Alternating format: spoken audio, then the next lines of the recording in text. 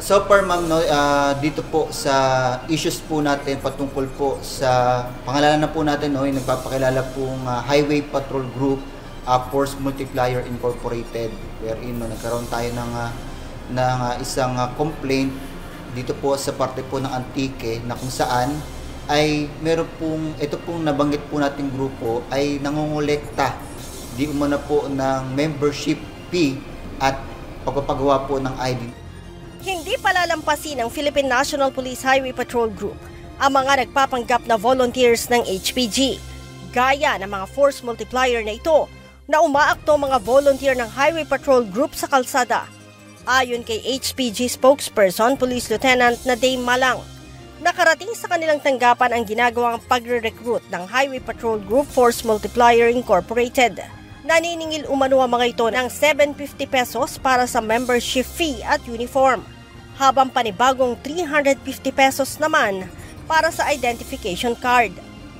They get a certain uniform na may pagkakapareha po na logo ng PNP HPG.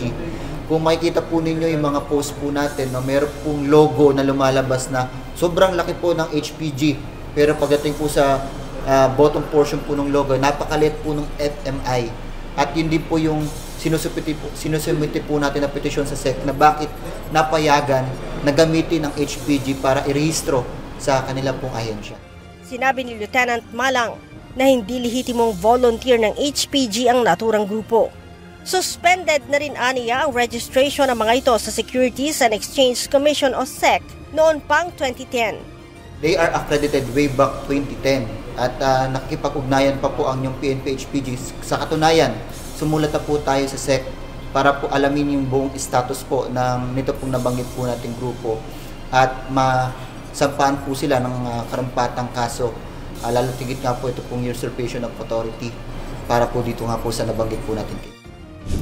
Bukod sa Highway Patrol Group Force Multiplier Incorporated, marami pa aniyang iba't ibang grupo ang kanilang namomonitor na nagpapanggap na volunteer ng HPG sa mga probinsya. Kaya naman, ayon sa opisyal, sasampahan ng HPG ng kaso ang grupo. Unang-una po, yun nga po yung tinatawag po natin usurpation of authority, paggamit nga po ng